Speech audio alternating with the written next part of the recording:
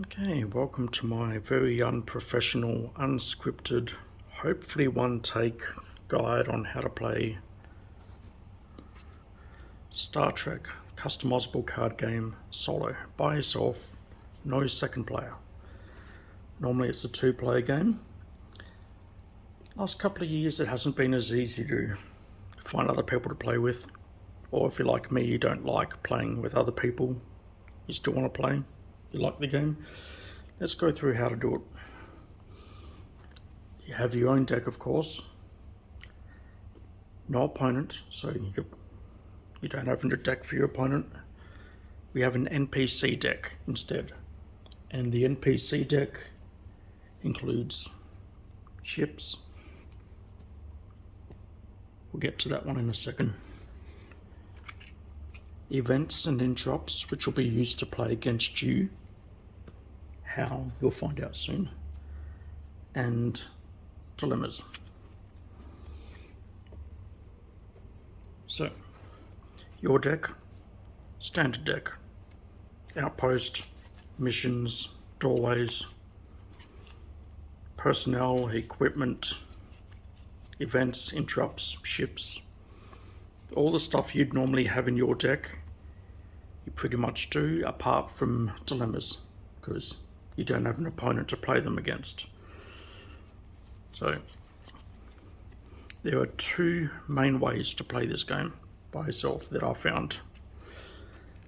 One is the seeded phase, where you seed cards beneath other cards. It's the most similar to the original two-player version of the game. The other method is the side deck version. So we'll go through these both, one at a time. Seeded deck first. Your missions, you have a lot of them. Don't worry, all of these decks you'll have 2, 3, 4, 5, 6 times as many cards as you need to actually play the game. The reason for this is we are randomizing everything. The more cards you have, you shuffle them, you select a few, it totally gives you a different game every single time. You don't know what you're going to encounter. You don't know how hard the game's going to be. So we have all our missions. Give them a quick shuffle. Better than I am, hopefully. And you place them down one at a time. So you want 3 planet and 3 space. So first card's a planet. Second one's a space. Good. Another space mission. Another space mission. Another space, but we've already got 3 space. So depending on how you want to play the game, I'm going to play just 3 of each. So I'll ignore that one. Draw again. Another space. A planet. And we need one more planet. There we go. Now, plus the 2 extra space missions I don't need, and the other mission cards, you don't need them anymore. They can just go out of play. You have your outpost, of course. We'll use that in a second along with the rest of our deck. Dilemmas. I don't think I shuffled these beforehand. Or shall I say, I think I did, which is a problem. So let's just assume that they are sorted into space, planet, and space planet combined. You'll have them in like 3 separate piles, and you literally go, okay, shuffle them up, and you go planet pile, 2 under each planet mission. Then you'd get your pile of space dilemmas, and you'd put 2 under every space mission.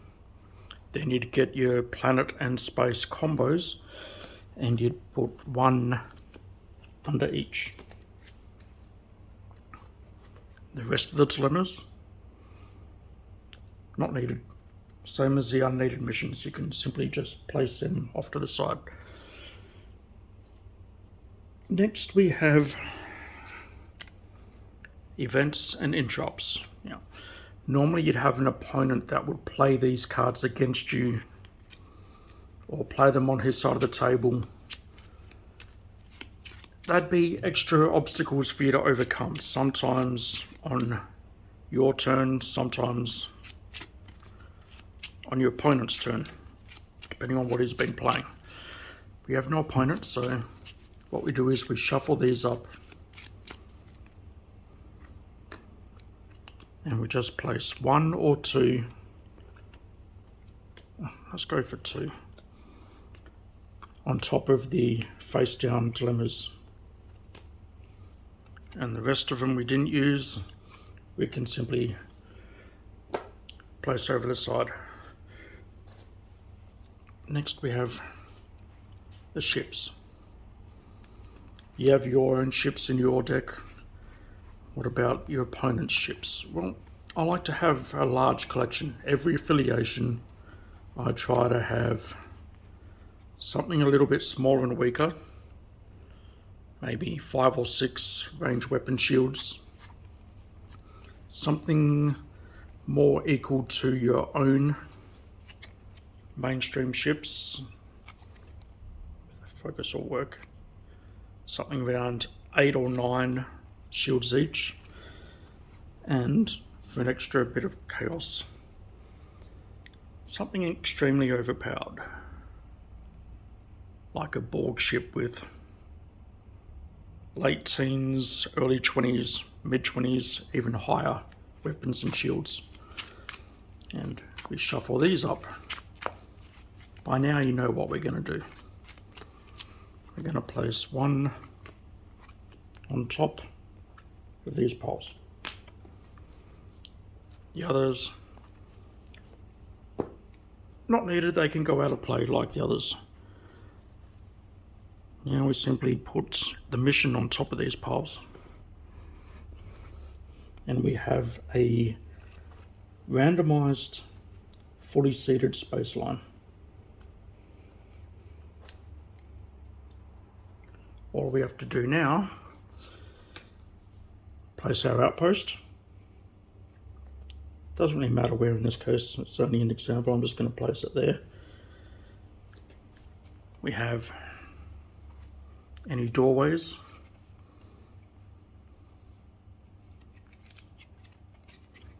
In this case, space-time portal and a Q's tent.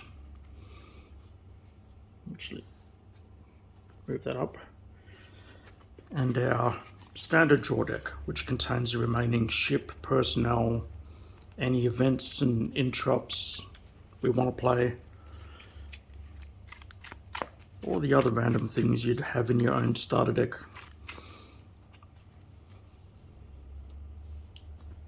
And that's it, the game's set up to play. Oh, one thing I usually do, I'll have to shuffle the deck again after this. I usually have 1 ship that I keep out, that I'll do, of the starter deck, and have it played at my outpost from turn 1, just to make sure the game doesn't get slowed down or stranded at the very start, waiting, drawing cards for turn after turn until you get a ship before you can do anything. I find having 1 there already helps. So, game set up.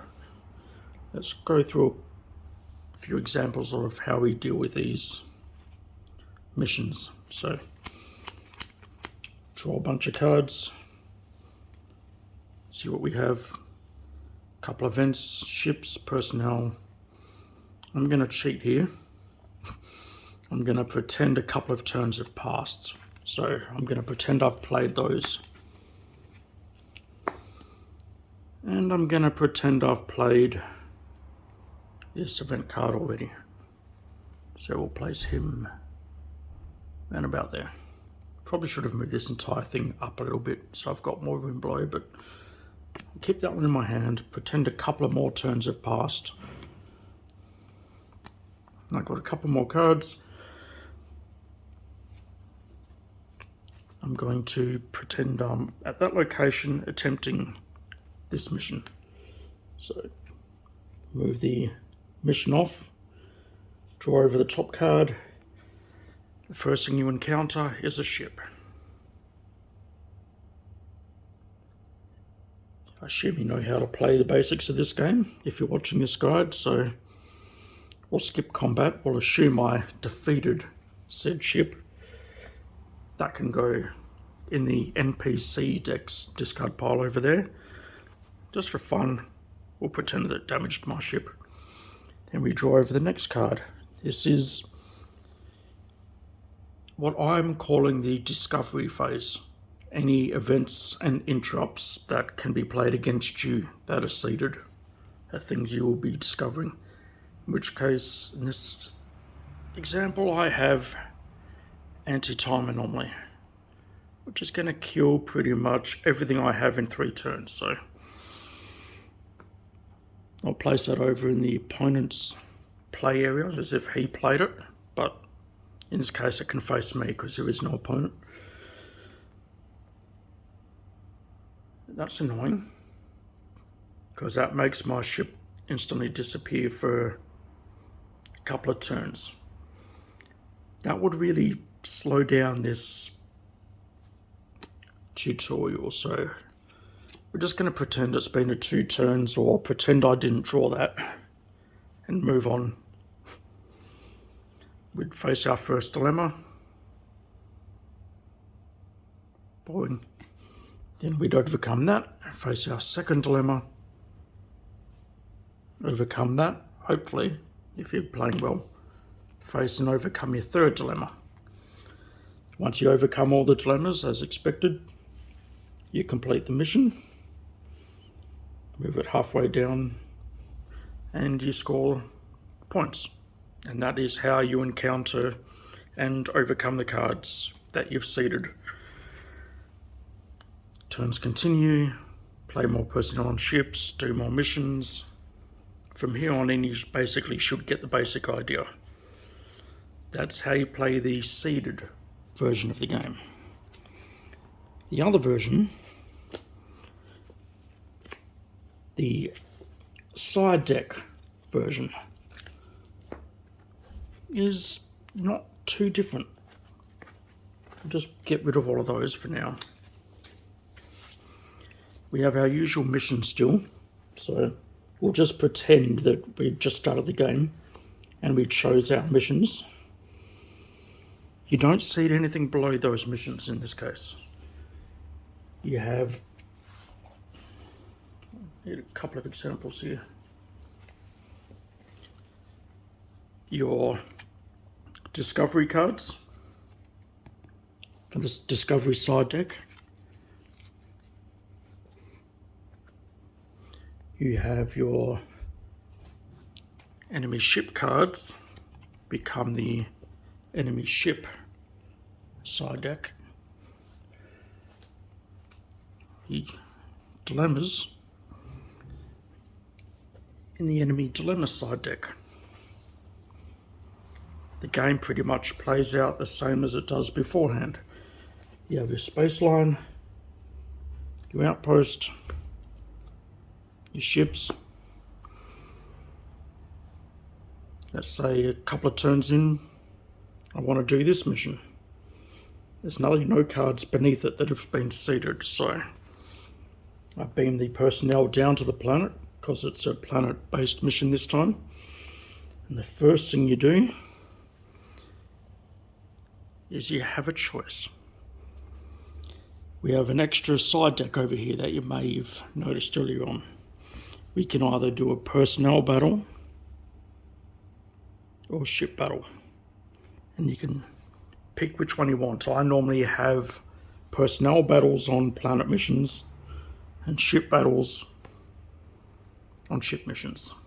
So in this case, let's go for a personnel battle. I'm attempting the mission with, well, this isn't going to go very well. 2 personnel, and 2 equipment cards. That equipment card isn't going to affect ship battle at all, so you can ignore that one. So 2 personnel, 1 equipment, so we draw 2 personnel off this personnel deck. Now if I was to draw, oh there we go, an equipment card as one of those personnel, so I drew those 2, I need 2 personnel to fight the 2 personnel. So what I would have to do is I would have to draw again until I had 2 personnel to fight the 2 personnel. Any equipment that you draw just ends up being used against you. If I kept on drawing like equipment card, equipment card, equipment card, I'd end up having 2 personnel and 3, 4, 5 equipment cards, powering them up in this case. But luckily 2 versus 2. The rest of the personnel deck can stay where it is, and you have your normal personnel battle between my ship and the NPC deck, and that'll play out as it normally would in a 2-player game. Let's get rid of those and pretend I completed that mission. No one died, miraculously. I'd continue the mission, still on the planet. Next, we draw cards from the Discovery phase deck, in which case an event or an interrupt which will be played against me. Even the event cards are played as quickly as they can be. Obviously some cards you draw, depending on what you put in the deck, you won't be able to play against you immediately, but the second the option for them to become viable happens, no matter whose turn it is or what's happening, it happens.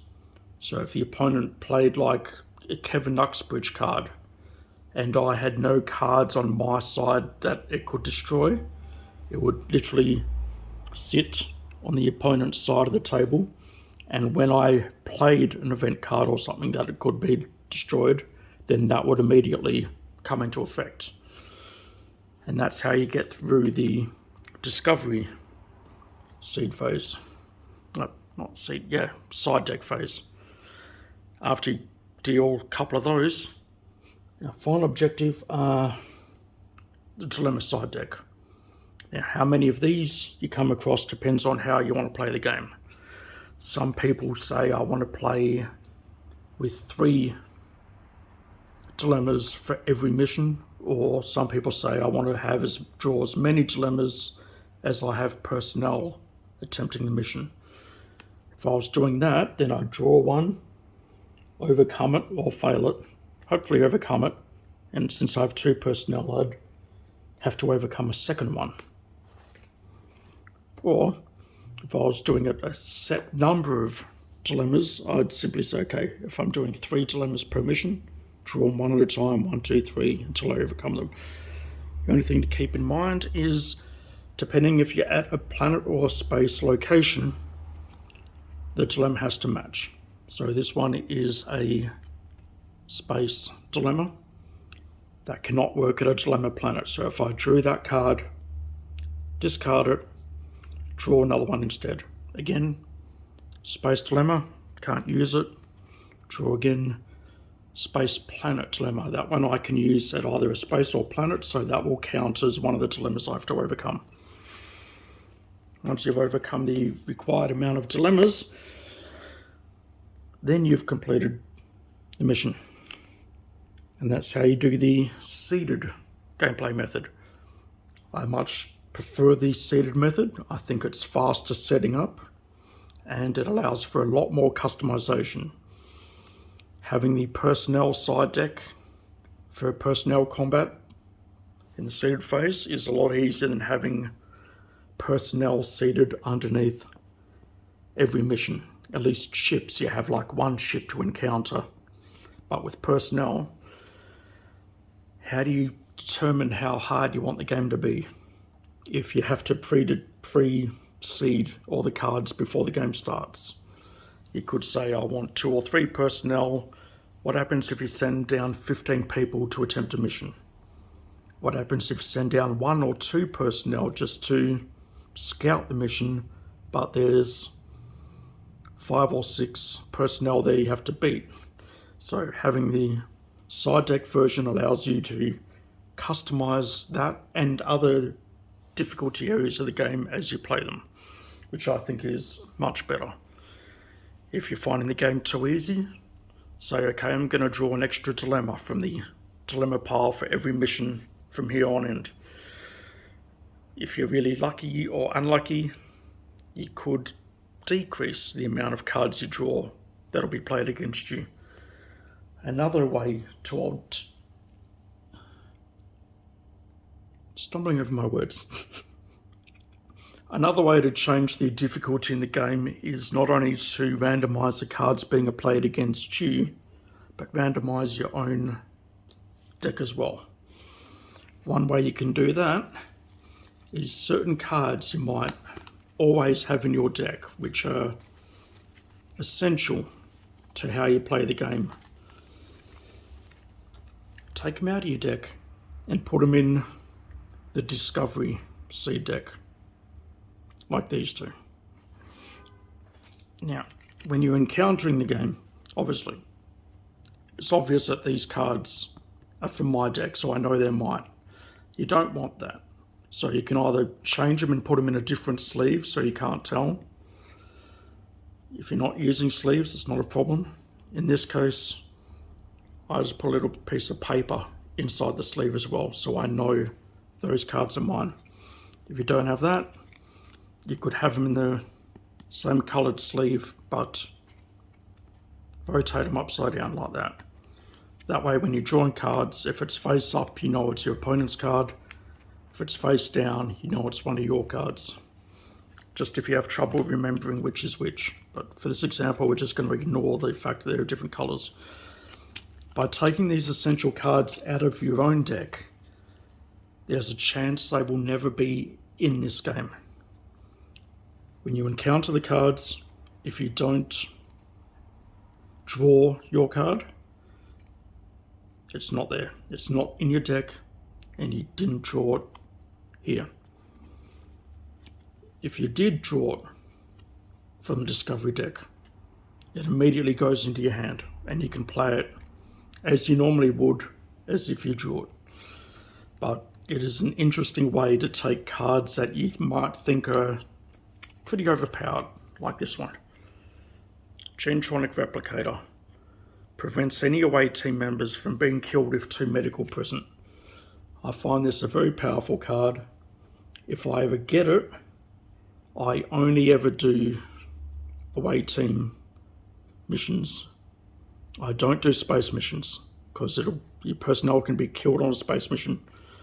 Not on an away team mission, as long as this is in play. If you've got 2 medical, you're immune. So it's pretty much a god card.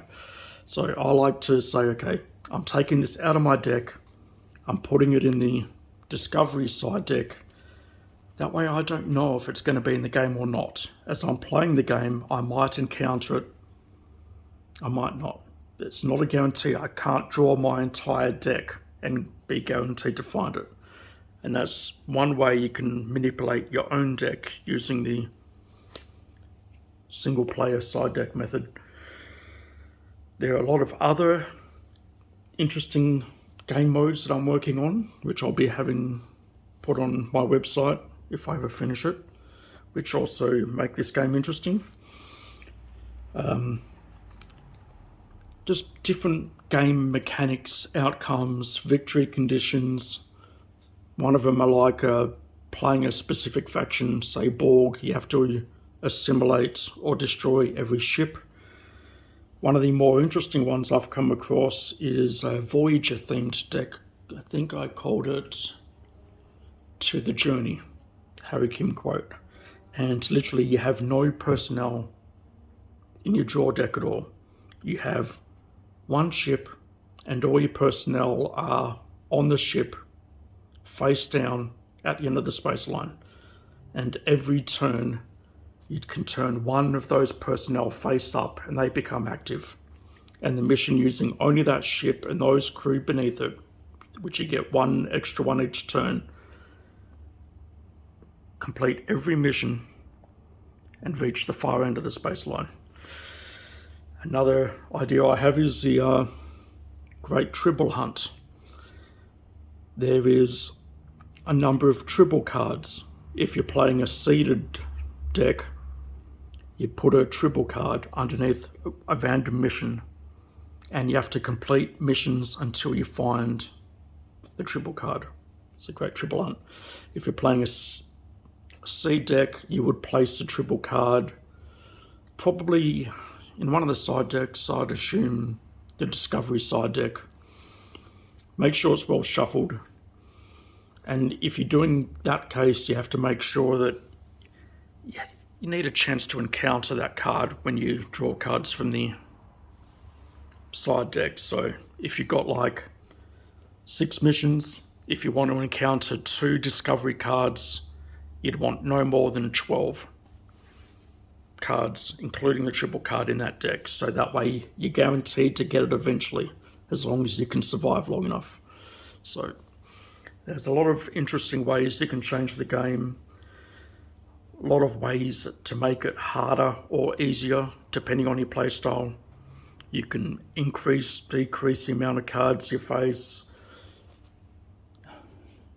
You can...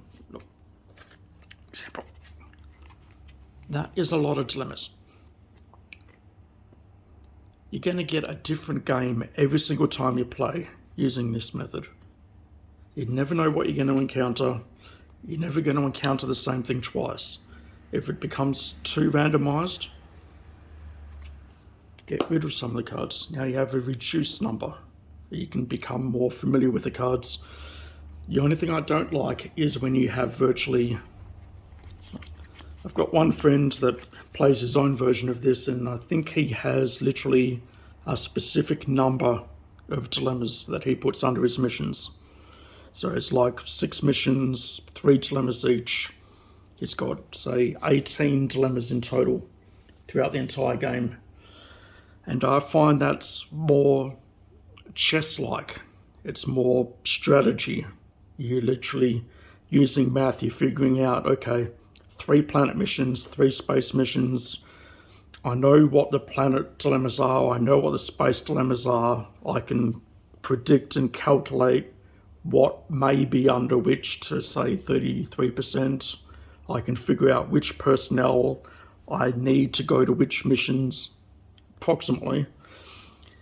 It's a fun way to play it if you want a more strategic, calculating method of gameplay. I've gone for a different idea. I prefer totally random, chaotic exploration where you have no idea what you're going to find, what you're going to come across, and no repetitiveness, completely random every time, from how many missions you encounter, dilemmas, which ships, how powerful the ships are, what personnel. Get the idea.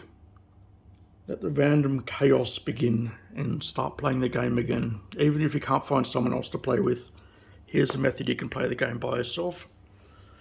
Hope you enjoyed this one take, unscripted, rambling tutorial. I'll be making a better one soon, better camera, better audio, voiceover, some animations, and I'll finish the website and post it there as well. So until then, thanks for listening.